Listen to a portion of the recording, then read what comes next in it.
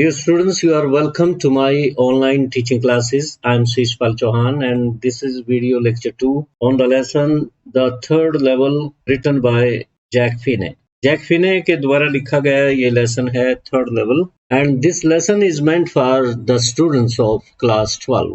आप जानते हैं कि 12वीं क्लास का ये सप्लीमेंट्री बुक जो है इसका टाइटल है विस्टास बुक में से ये लेसन लिया गया है. दिस इज लेसन नंबर 1 और जैक फिने राइटर है. अब तक आपने देखा कि चार्ली जो इसमें प्रोटैगोनिस्ट है, जो हीरो ऑफ द लेसन है, नरेटर, वो खो जाते हैं जाके थर्ड लेवल पे. थर्ड लेवल उनका एक इमेजिनरी रेलवे प्लेटफॉर्म है जिसमें वो खो जाते हैं और वहाँ पे एक टनल में उन्होंने सेकंड लेवल से प्रवेश किया था. टनल में वो एकदम खो जाते हैं. एक्चुअली आपने अब तक ये पढ़ा था, after some time some noise could be heard and it was clear that there was an open space ahead of him. Now the tunnel took a steep turn towards left and he walked down on a short flight of stairs and reached the third level at the Grand Central Station. तो third level पे पहुंच जाते हैं और इस video lecture में आप जानेंगे कि what was the difference between the second and the third level. आप कह सकते हैं कि जो एक तरफ पहला और दूसरा लेवल है और उनका कंपैरिजन आप कर सकोगे थर्ड लेवल के साथ. वहाँ के लोग किस तरह से, किस सेंचुरी से बिलोंग करते थे. You will come to know about that. The narrator at the third level, this is the title now. He thought that he was back at the second level. उन्होंने ये सोचा कि उस टनल के माध्यम से वो वापस सेकंड फ्लोर पे आ गए हैं, सेकंड प्लेटफॉर्म पे आ गए हैं. But it was the third level और ये उसे नहीं पता था नरेटर को कि ये थर्ड लेवल है. But soon he could see the difference. जल्दी ही वो इस डिफरेंस को भांप गए. He came to know about this difference after a little while. थोड़ी देर बाद उन्हें इस डिफरेंस का पता चला. That he was at the third level. The room was smaller as compared to that at the second or first level. First level के जो rooms थे, यहाँ एक रूम की बात की गई है, तो बुकिंग विंडो के रूम छोटे थे वहाँ पे. There were fewer booking windows and train gates. Train gates जहाँ से गाड़ियाँ निकलती थी वो भी कम थे और बुकिंग विंडोज भी कम थी. The inquiry room was an old wooden cabin. और जो इंक्वायरी रूम जहाँ से आप पूछताछ करते हो कौन सी गाड़ी कब जाएगी, एक वुडन कैबिन थी, एक लकड़ी की कोई छोटी सी कैबिन बनी हुई थी. The man sitting there wore a green eye shade and long black sleeve protectors. There were open flame gas lights producing dim and flickering light. और जो व्यक्ति अंदर बैठा हुआ था रिसेप्शन पे या आप कहिए इंक्वायरी विंडो में, तो उसने ग्रीन आई शेड पहनी हुई थी, गॉगल्स टाइप कह लो या फिर इस तरह की जिस तरह से आंख बनवाते हैं सिविल हॉस्पिटल में, तो एक हरे रंग का कुछ कपड़ा सा गिरा देते हैं आंख के ऊपर. तो वो शेड मान लीजिए ग्रीन शेड पहनी हुई थी उसने और ब्लैक कलर की उसकी स्लीव्स थी शर्ट की. और ओपन फ्लेम गैस लाइट्स वहां थी. ओपन फ्लेम गैस लाइट्स का आपको इमेज अगर दूं तो जैसे ये फ्लेम है, दिए की जो लो होती है फ्लेम होती है, तो ये गैस लाइट कहा गया. तो इसका मतलब यहाँ पे कुछ कंटेनर टाइप होगा जिसमें गैस भरते होंगे. पहले आप कोई 30-40 साल पहले इस तरह के होते थे, इसमें गैस लाइट होती थी, इसमें पुश करके इसमें हवा भरते थे. तो पेट्रोल भी होता था उसमें, पेट्रोल के होते थे और एक चिमनी होती थी ऊपर गैस की, तो उसकी शेप तो अलग होती थी जो गैस लाइट थी. और कुछ चिमनियां ऐसी होती जैसे ये यहाँ पे है, तो ऐसे गोल होके इस तरह से वो चिमनियां होती थी, तो हवा में फ्लिकर नहीं करती थी अगर ये चिमनी लग जाए तो.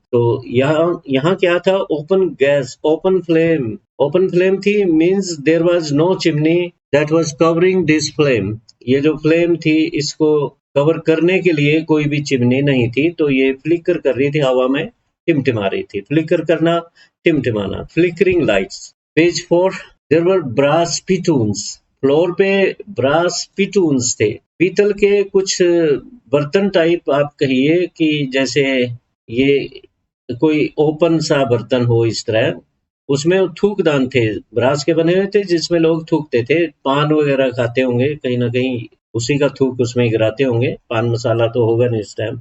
After that he noticed a man pulling up a gold watch from his vest pocket. फिर उसके बाद एक व्यक्ति को देखा जो अपनी वेस्ट का मतलब होता है जैकेट की पॉकेट में से एक गोल्ड वॉच निकाल रहा था और उसने समय देखा, टाइम देखा और रख दी जेब में वो वॉच। ही वोर ए डर्बी हैट पहना हुआ था, a black 4 button suit with tiny lapels, और ब्लैक सूट था उसका, 4 बटन, मतलब जो लैपल थे उसके, ये लैपल होते हैं, कॉलर होते हैं, जैसे कोट के कॉलर होते हैं, राइट, इस तरह से। तो इसमें 4 बटन लगे हुए थे, 4 बटन।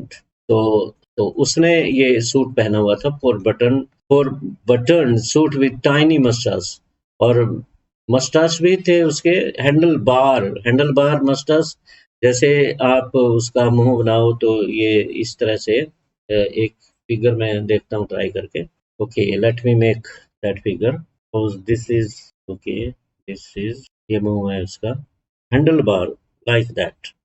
ये हैंडल बार से मूछें, इस तरह की बनी हुई मूछें थी उसकी।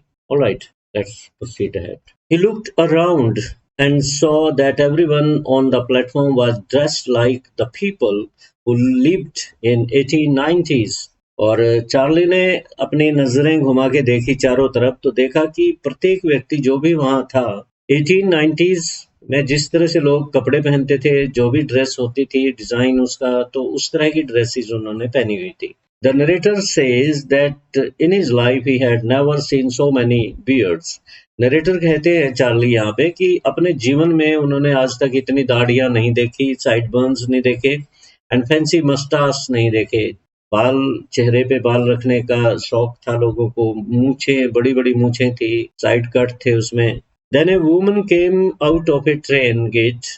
फिर एक वुमन आई ट्रेन गेट से। She wore a dress with leg of mutton sleeves. ये एक फैशन है मटन स्लीव लेग का, ये पतली सी है ये leg of mutton sleeves, and skirts to the top of her high button shoes. और जो शूज पहने हुए थे उस पे स्कर्ट पहनी हुई थी उन्होंने, हाई बटन शूज थे और एक स्कर्ट पहनी हुई, और फैशन जो था ड्रेस का वो लेग ऑफ मटन स्लीव्स थी। He also noticed a small carrier and ives locomotive that had a funnel-shaped chimney। और एक लोकोमोटिव देखा जो भाप से चलने वाला इंजन था, रेलवे इंजन ये पहले चला करते थे, और भाप यहाँ से निकलती थी, तो भाप से ये ड्रिवन होता था, यहाँ से धुआं निकलता था। ये चिमनी है, कोयले से चलता था आमतौर पे। To make sure that he had entered a strange world, ये जानने के लिए, विश्वस्त करने के लिए, श्योर करने के लिए अपने आप को कि वो एक अजीब सी दुनिया में प्रवेश कर गए हैं। He went to a newsboy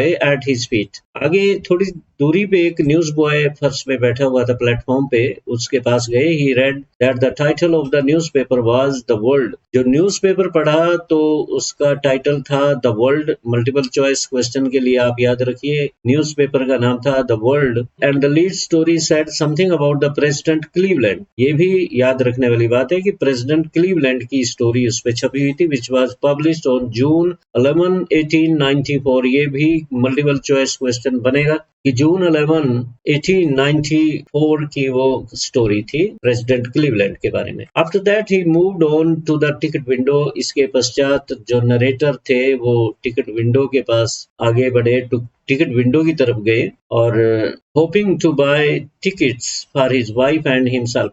अपनी पत्नी के लिए टिकट लेना था और अपने लिए, ये उम्मीद करते हुए वो बढ़े टिकट विंडो की तरफ, और thinking that they could go to Galesburg, Illinois. और ये सोचते हुए कि वहां से वो टिकट लेके गेल्सबर्ग, इलिनॉइस जा सकते हैं। Therefore he wanted to purchase 2 tickets, one for himself and second for his wife, to go to Galesburg, Illinois, जहां उनकी स्कूलिंग हुई थी। और अब गेल्सबर्ग के बारे में आपको अब बताने जा रहे हैं narrator. Galesburg, Illinois, a place for escape. Tourist लोग वहां जाते हैं, एस्केप के लिए जाते हैं। Before reaching the booking window at the 3rd level, the narrator knew that he had reached the year 1894। Booking window पे जाने से पहले नरेटर विश्वस्त हो गए थे। He came to know that he had reached the year 1894 की 1894 में वो प्रवेश कर चुके हैं by means of escape के माध्यम से। He describes Galesburg, Illinois a peaceful place to pass time। वक्त गुजारने के लिए गेल्सबर्ग बहुत अच्छी जगह है,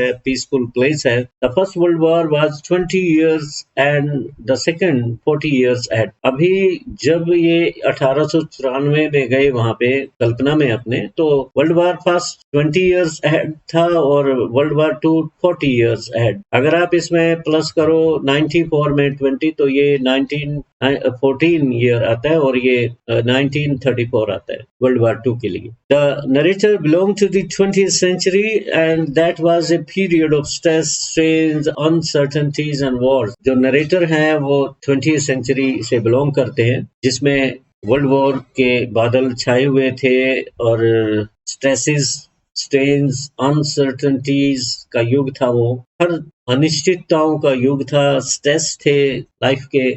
मॉडर्नाइजेशन हो चुका था, इंडस्ट्रियलाइजेशन हो गया था, उसकी वजह से मानसिक दबाव आ गए थे, मटेरियलिज्म की वजह से भी ये भी कारण बनते हैं उसके। और उधर वर्ल्ड वार के बादल जो मंडरा रहे थे। 14 में फर्स्ट वर्ल्ड वार घटित हुआ था और 1934 में वर्ल्ड वार टू हुआ था। तो इस वजह से वॉर का डर था, अनिश्चितता का वातावरण बना हुआ था। डिस्क्रिप्शन ऑफ गेल्सबर्ग, ये अलग से क्वेश्चन बन सकता है। It's a wonderful town with big old frame houses. बड़े फ्रेम वाले घर थे, दरवाजे बड़े थे, खिड़कियां बड़ी थी और छत बहुत ऊंची हुआ करती थी पुराने टाइम में। ह्यूज लॉन्स, और सामने बड़े बड़े लॉन्स थे with wonderful trees in summer evenings. और बड़े ही प्यारे प्यारे वृक्ष थे, अद्भुत किस्म के वृक्ष लॉन्स में लगे हुए थे। In summer evenings people sit on their lawns. और गर्मियों के मौसम में शाम के वक्त लोग लॉन्स में बैठते थे। Man smoking cigars and talking quietly. पुरुष लोग सिगार पी रहे होते और चुपचाप बातें कर रहे होते। Women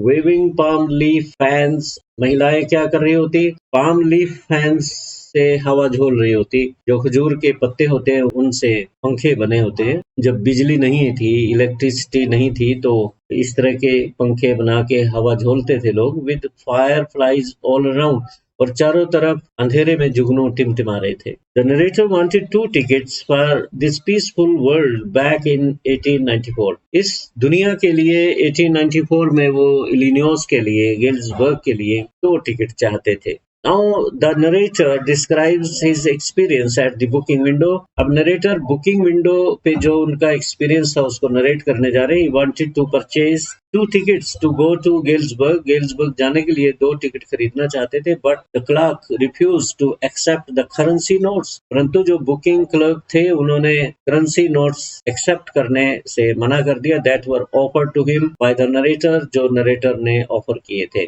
The booking clerk required the old style bills।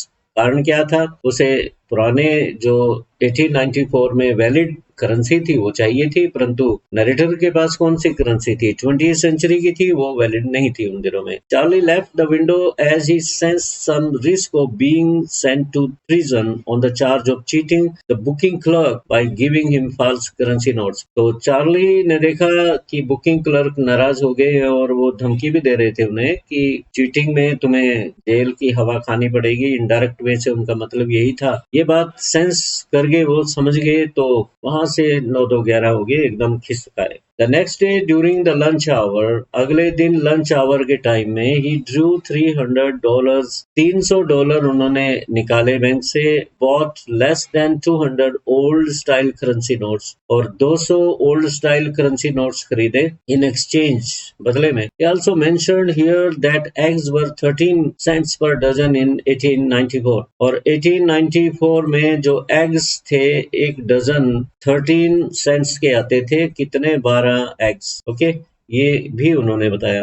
Out of the way बात थी। The most surprising fact revealed bye Charlie the narrator is that he never found the third level after that although he tried several times. सबसे fantastic बात Charlie ये बताते हैं कि currency भी उन्होंने पुरानी ले ली, परंतु उसके पश्चात उनको कभी भी वो थर्ड लेवल नहीं मिला। Louisa Charlie's wife was quite worried about the mental state of her husband, और लुइसा जो चार्ली की पत्नी है अपने पति की मेंटल स्टेट के बारे में काफी चिंतित थी। After listening to his experience at the third level, जो थर्ड लेवल पे उन्होंने एक्सपीरियंस सुनाया था उसको जान के वो बहुत ही चिंतित हुई। She advised him never to look for the third level in future, और उन्होंने एडवाइस किया कि भविष्य में कभी भी थर्ड लेवल की तलाश मत करना। ये सलाह उनकी पत्नी ने चार्ली को दी। His friend Sam Weiner didn't believe what he had told him about his experience, और जो चार्ली के फ्रेंड थे सैम वेनर, साइकाइट्रिस्ट फ्रेंड, वो बिल्कुल भी सहमत नहीं थे चार्ली से कि उन्होंने थर्ड लेवल देखा है। The narrator used to study there in a school in Galesburg में वो स्टडी किया करते थे। He often talked about it to his friend Sam Weiner, और अक्सर वो गेल्सबर्ग के बारे में, वहाँ की ब्यूटी के बारे में, पीसफुल एटमॉस्फेयर के बारे में अपने फ्रेंड सैम वेनर को बताया करते थे। वो always told him that he liked the place, और उसके फ्रेंड अक्सर कहा करते थे कि वाकई गेल्सबर्ग उसे पसंद है। After this, the narrator mentions that his friend is there in Galesburg in 1894, और थोड़ी देर बाद नरेटर हमें बताते हैं पाठकों को कि उसका फ्रेंड 1894 में पहुंच चुका है, एस्केप के माध्यम से गेल्सबर्ग पहले ही जा चुका है। He produces a proof to prove his point, अपने पॉइंट को साबित करने के लिए वो यहाँ पे एक प्रूफ भी देते हैं। He tells the readers that once he found a first day cover from his old covers. Third level की बात आई गई हो गई थी, तो चार्ली अपने रोजमर्रा जीवन में बिजी हो गए थे। तो एक दिन शाम के वक्त, रात के वक्त शायद, वो अपने स्टैम्प कलेक्शन में बिजी थे, देख रहे थे कवर्स, जो फर्स्ट डे कवर होते हैं उनको ढूंढ रहे थे। It was mailed to his grandfather at his home address, और जो फर्स्ट डे कवर था ग्रैंडफादर को उनके होम एड्रेस पे, गेल्सबर्ग वाले एड्रेस पे मेल किया गया था। अब क्वेश्चन उठता है कि फर्स्ट डे कवर क्या होता है। फर्स्ट डे कवर ये होता है कि गवर्नमेंट जो होती है, कई बार कुछ रसीदें जिन्हें टिकट्स कहते हैं, स्टैंप्स होती है, उनको रिलीज करती है, जिसपे स्टैंप होती है तो एक फोटो होती है, गांधी जी की फोटो है, यहाँ पे 1947 लिखा हुआ है, कुछ भी ईयर मेंशन होता है। तो ये लोग क्या करते हैं, स्टैम्प कलेक्शन करने वाले, ये उस रसीदी टिकट को खरीद लेते हैं, मतलब उसको स्टैम्प को खरीद लेते हैं, और एक एनवलप लेते हैं और एक ब्लैंक पेपर उसके अंदर डाल देते हैं, और ये जो स्टैम्प है फिक्स करते हैं इस पे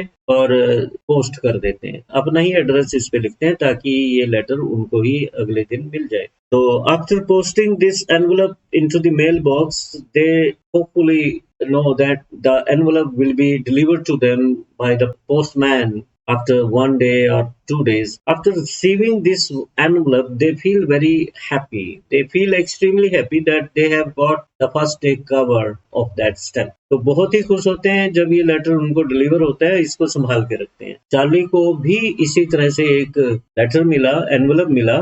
The postmark showed July 1894, और पोस्टमार्क उस पे 18 जुलाई 1894 का था। The price of the stamp was 6 cent. ये भी मल्टीपल चॉइस क्वेश्चन बनते हैं। 6 cents उसका प्राइस था, and it bore the picture of President Garfield. President Garfield की यहाँ तस्वीर थी, जैसे गांधी जी की मैंने कहा कि इस पे गांधी जी की तस्वीर है, तो यहाँ प्रेसिडेंट गारफील्ड की तस्वीर बनी हुई थी। The paper inside the envelope was not blank, जो पेपर अंदर था वो ब्लैंक नहीं था। This is blank. आमतौर पे ब्लैंक पेपर उसके अंदर, एनवलप के अंदर रखते थे। इट रेड, उस पे कुछ लिखा हुआ था, ये सारा कुछ उस पत्र में था, ब्लैंक पेपर पे लिखा हुआ था। ये एड्रेस हो गया 941 Willard street, Galesburg, Illinois, July 18, 1894. Charlie, I got to wishing that you were right. Then I got to believing you were right. And Charlie, it's true. I found the third level. I have been here 2 weeks. And right now, down the street at Dallas, someone is playing piano and they are all on the front porch singing, seeing Nellie home. And I am invited over lemonade. Come on back, Charlie and Louisa. Keep looking till you find the third level. It's worth it, believe me. तो Charlie को address था letter ये, और उसमें लिखा था कि आप भी यहाँ आ जाइए और थर्ड लेवल को ढूंढते रहिए जब तक आपको ना मिले, और मैं पहले से ही यहाँ पहुंच चुका हूँ। और एक घर के सामने एक पार्टी है, लेमनेड के लिए इनवाइट किया है, और पोर्च में सिंगिंग चल रही है, सीइंग नेली होम, ये बातें वो इसमें बताई। और लास्ट में जो लाइनें हैं, the note is signed by Sam, और ये जो लिखा हुआ था ये सैम ने साइन किया था। At the stamp and coin store I go to, इसके पश्चात वो स्टैम्प स्टोर पे गए। I found out that Sam bought $800, $800 उन्होंने ओल्ड स्टाइल करेंसी नोट्स लिए थे। That ought to set him up in a nice little hay, feed and grain business। Charlie कहते हैं कि $800 उसने खर्च किए, इस रकम से वो कोई बिजनेस जो उनको बहुत ही प्रिय था, सूखा घास होता है, फीड का और ग्रेन का बिजनेस वो कर सकते थे। He always said that's what he really wished he could do। अक्सर वो कहते थे कि ये बिजनेस उसे बहुत पसंद है, but he certainly can't go back to his old business। परंतु अब साइकाइएट्रिस्ट तो नहीं बन सकते उस दुनिया में। 1894 में वो लोग तो है नहीं, स्ट्रेस्ड लोग नहीं है, डिप्रेस्ड लोग नहीं है, तो साइकाइएट्रिस्ट की उन्हें जरूरत नहीं है। Not in Galesburg Illinois in 1894 his old business why Sam was my psychiatrist. तो इस तरीके से वो एंड अप कर देते हैं with a sting in the tail. कहानी में एक चुभन सी है, एक सस्पेंस पे खत्म हो जाती है कि ये जो लेटर लिखा है ये आखिरकार किस तरह से पहुंचा और चार्ली कहाँ पे होगा। इन सभी क्वेश्चनों के जवाब क्वेश्चन आंसर में आपको मिलेंगे और आप भी सोच सकते हो। चार्ली का जो फ्रेंड था सैम वैनर अक्सर इलिनोइस के बारे में, गेल्सबर्ग के बारे में सुना करता था। शायद उसके अंदर वो विश फुलफिलमेंट वाली बात आ गई, उसको भी वो प्लेस बहुत पीसफुल लगता होगा। और रीजन ये भी दिया जा सकता है why did he escape into the world of 1894। 1894 की दुनिया में वो क्यों एस्केप कर गए, because he must be under some stress, some worries of the modern world. Modern world की जो जिम्मेदारियां हैं, जो स्ट्रेसेस हैं, जॉब के स्ट्रेस हैं, उसके पास इसी तरह के मेंटल टाइप के लोग आते होंगे, कहीं ना कहीं उसको भी वो स्ट्रेस उसके मन में चला गया होगा। तो इस तरह के रीजन हम देंगे और जस्टिफाई करेंगे whether he has gone to Galesburg और नॉट, और whether it was another story of Charlie, it was another product of his mind, of his imagination। Let me end up the lesson now। Before end up करने से पहले मैं आप सबको to subscribe to my channel। If you like my videos then surely subscribe to my channel। Thank you very much for joining।